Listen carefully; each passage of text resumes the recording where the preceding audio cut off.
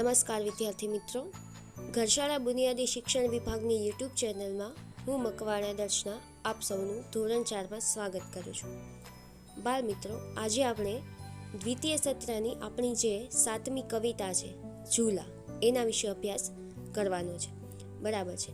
સૌપ્રથમ આપણે જોઈએ તો આ કવિતાના લેખક છે.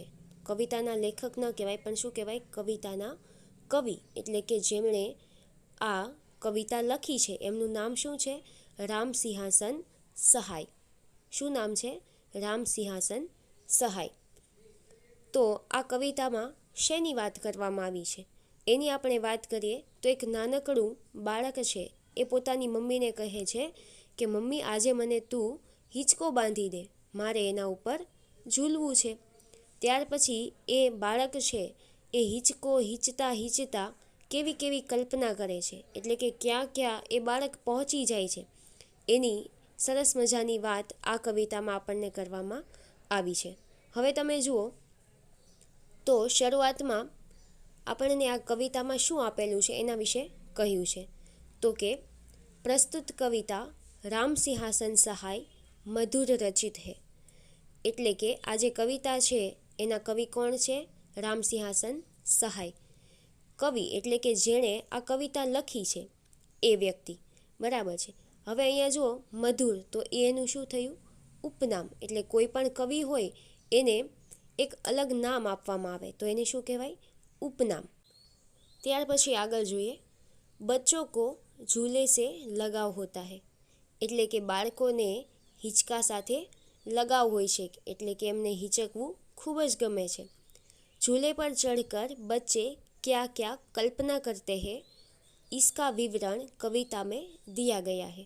એટલે કે હિંચકા ઉપર ચડીને બાળકો શું શું કલ્પના કરે છે એની વાત આ કવિતામાં આપણને કરવામાં આવી છે.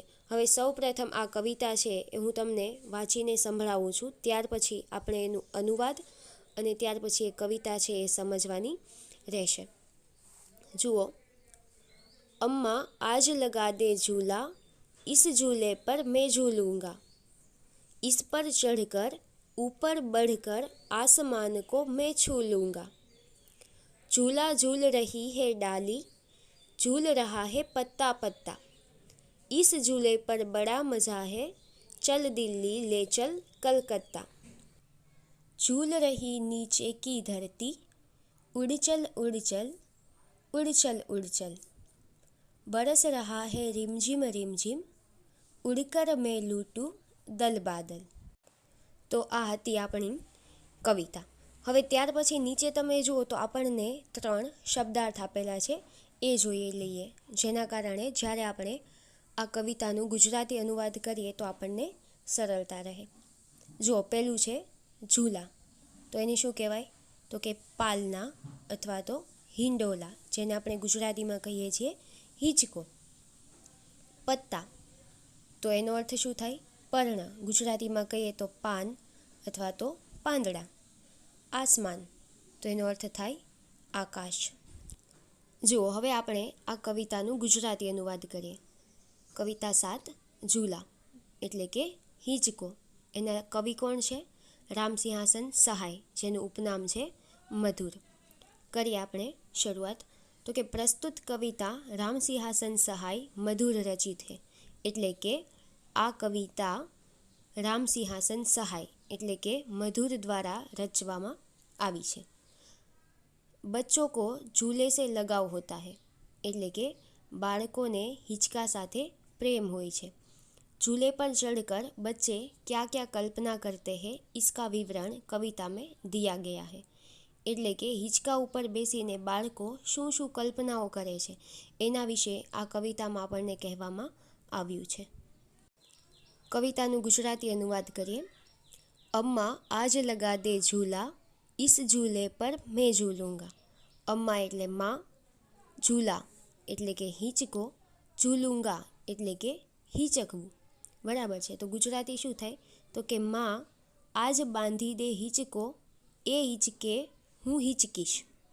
માં આજ બાંધી દે હિંચકો, એ હિંચકે હું હિંચીશ. इस पर चढ़कर ऊपर बढ़कर, એટલે કે એના ઉપર ચડીને, ઉપર વધીને, આસમાન કો મેં છૂ લૂંગા. આસમાન એટલે આકાશ, છૂ લૂંગા એટલે કે અડી જવું. તો ગુજરાતી શું થાય? તો કે આકાશને હું અડી જઈશ. તો પેલી 4 પંક્તિનું ગુજરાતી એવું થાય કે માં આજે બાંધી દે હિંચકો, એ હિંચકે હું હિંચકીશ, એના ઉપર ચડીને, ઉપર વધીને, આકાશને હું અડી જઈશ. અહીંયા બાળક છે એવી કલ્પના કરે છે કે હિંચકા ઉપર બેસે છે અને આપણે જેવી રીતે ફાસ્ટ હિંચકા ખાઈએ તો હિંચકો વધારે ગતિમાં એટલે કે વધારે ઉપરની તરફ જાય તો બાળકને એવું લાગે છે કે હું વધારે ઉપર જઈને આકાશને અડી જઈશ. આગળની પંક્તિઓ જોઈએ. ઝૂલા ઝૂલ રહી હે ડાલી, ઝૂલ રહા હે પત્તા પત્તા. ડાલી એટલે કે વૃક્ષની જે ડાળીઓ હોય છે એ, અને પત્તા પત્તા એટલે કે પાંદડા પાંદડા. તો ગુજરાતી શું થાય? તો કે હિંચકી રહી છે બધી ડાળીઓ અને હિંચી રહ્યા છે પાંદડા પાંદડા એટલે કે પાન પાન. તો અહીંયા બાળક છે એ હિંચકા ખાય છે તો એને એવું લાગે છે કે વૃક્ષની દરેક ડાળીઓ છે એ પણ હિંચકા ખાય છે અને સાથે સાથે વૃક્ષના જે પાંદડાઓ છે એ પણ હિંચકા ખાય છે. ઇસ ઝૂલે પર બડા મજા હે, ચલ દિલ્હી લે ચલ કલકત્તા. તો ગુજરાતી શું થાય? તો બાળક એવું કહે છે કે આ હિંચકા ઉપર ઘણી મજા છે, ચાલ દિલ્હી લઈ જા કલકત્તા અથવા તો કોલકાતા. તો અહીંયા બાળક જ્યારે હિંચકા ખાય છે ત્યારે એ એવું કહે છે કે અહીંયા ખૂબ જ મજા આવે છે, ચાલો આપણે દિલ્હી જઈએ અને કોલકાતા જઈએ. અહીંયા દિલ્હી અને કોલકાતા એ 2 શહેરો છે, આપણા ભારત દેશના મોટા 2 શહેરો છે. બાળક એવી કલ્પના કરે છે કે હિંચકા ઉપર બેસીને હું દિલ્હી અને કલકત્તા જઈ આવું. આગળની પંક્તિઓ જોઈએ. ઝૂલ રહી નીચે કી ધરતી, ઉડચલ ઉડચલ ઉડચલ ઉડચલ. ધરતી એટલે કે આપણી જે ધરા છે, જમીન છે એ. બાળક જ્યારે હિંચકા ખાય છે ત્યારે એને એવું લાગે છે કે સાથે સાથે આ ધરતી છે એ પણ હિંચકા ખાઈ રહી છે. ઉડચલ ઉડચલ એટલે કે ઉડી ચાલ ઉડી ચાલ. તો ગુજરાતી શું થાય? તો કે હિંચી રહી છે નીચેની ધરતી, ઉડી ચાલ ઉડી ચાલ ઉડી ચાલ ઉડી ચાલ. બરસ રહા હે રીમઝીમ રીમઝીમ, ઉડકર મેં લૂંટું દલ બાદલ. એટલે કે અહીંયા રીમઝીમ રીમઝીમ વરસાદ વરસી રહ્યો છે કે વરસી રહ્યો છે રીમઝીમ રીમઝીમ, ઉડીને લૂંટું હું દળ વાદળ. એટલે કે બાળક જ્યારે હિંચકા ખાય છે ત્યારે એને એવી એક કલ્પના કરે છે કે હું ઉડીને વાદળ છે એની સાથે હું ફરી આવું. તો અહીંયા બાળક કેવી કલ્પના કરે છે? તો કે જ્યારે એ હિંચકા ખાય છે ત્યારે એક તો એવી કલ્પના કરે છે કે હું આકાશને અડી આવું. ત્યાર પછી એને એવું લાગે છે કે વૃક્ષની દરેક ડાળીઓ અને પાંદડા છે એ પણ એની સાથે હિંચકી રહ્યા છે. પછી હિંચકા ઉપર બેસીને બાળક છે એ દિલ્હી અને કોલકાતા જઈ આવે છે. ત્યાર પછી એને એવું લાગે છે કે આ ધરતી પણ ઝૂલી રહી છે મારી સાથે, એટલે હિંચકા ઉપર બેસીને હું વાદળોના જે દળ છે એટલે કે વાદળોનો જે સમૂહ છે એને પણ હું મારી પાસે લઈ આવું. તો અહીંયા આ કવિતામાં બાળક કેવી કલ્પના કરે છે એની સરસ મજાની વાત મેં તમને જણાવી. કવિતાની સમજૂતી બાદ હવે આપણે એના અભ્યાસના પ્રશ્ન જોઈએ. તો પ્રશ્ન નંબર 1 છે પઢીએ ઓર બોલીએ, એટલે કે વાંચો અને બોલો. તો અહીંયા તમને કેટલાક શબ્દ આપેલા છે, તમારે વ્યવસ્થિત રીતે ઉચ્ચારણ કરીને એ શબ્દ છે એ વાંચવાના છે. હું અહીંથી આ શબ્દને વાંચીને તમને સંભળાવું છું એટલે તમને ખ્યાલ આવે કે આ શબ્દનું ઉચ્ચારણ કઈ રીતે કરવું. બરાબર છે? તમારે ધ્યાનથી સાંભળીને ત્યાર પછી મનમાં આ શબ્દ છે એ વાંચી લેવાના છે. અમ્મા, ઝૂલા, ચઢકર, बढ़कर, દિલ્હી, મજા, બડા, ઉડકર, ધરતી, રીમઝીમ. તો આવી રીતે આ શબ્દ છે એ તમારે વાંચવાના રહેશે. ત્યાર પછી આગળ પ્રશ્ન નંબર 2, પ્રશ્નો કે ઉત્તર દીજીએ, એટલે કે પ્રશ્નોના જવાબ આપો. પહેલો પ્રશ્ન એવો છે કે ઝ વાલે શબ્દ કવિતા મેં સે ઢૂંઢ કર બોલીએ. અહીંયા તમને લખો એવું નથી કીધું. શું કહ્યું છે કે ઝવાળા શબ્દ છે તમારે કવિતામાંથી શોધવાના છે અને ત્યાર પછી બોલવાના છે. તો તમારું પાઠ્યપુસ્તકનું પેજ નંબર 34 અને 35 એ ખુલ્લું રાખો અને જોતા જાઓ કે કયા કયા શબ્દ છે એમાં ઝ આવે છે. તો પહેલો શબ્દ તો છે ઝૂલા, ત્યાર પછી ઝૂલુંગા, આગળ તમે જુઓ તો ઝૂલ, ઝૂલે અને રીમઝીમ. તો આ 5 શબ્દ છે એમાં ઝનો ઉપયોગ થાય છે. એ તમે કવિતામાં જુઓ એટલે તમને ખ્યાલ આવશે.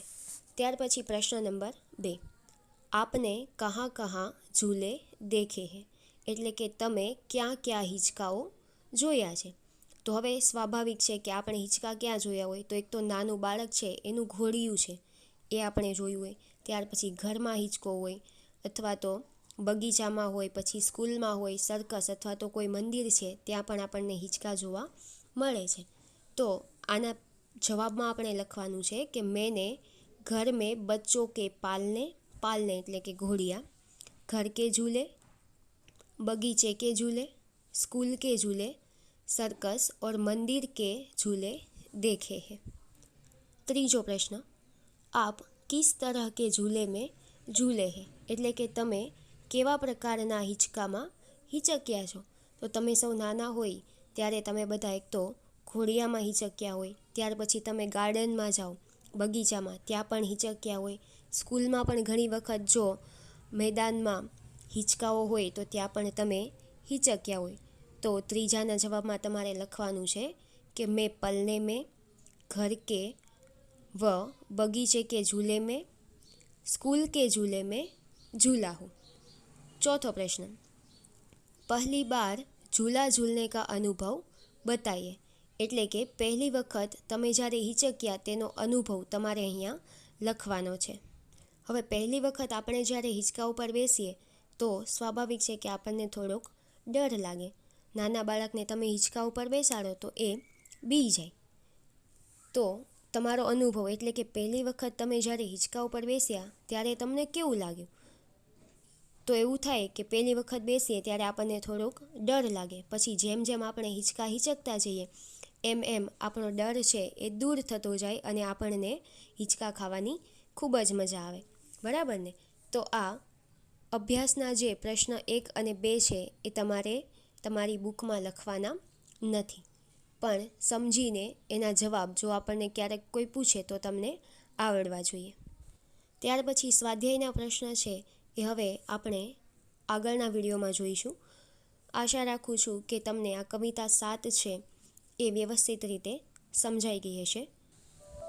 જો તમને મારો આ વિડીયો પસંદ આવ્યો હોય તો તમે લાઈક કરો અને અમારી ચેનલને સબસ્ક્રાઈબ કરો. Okay, thank you.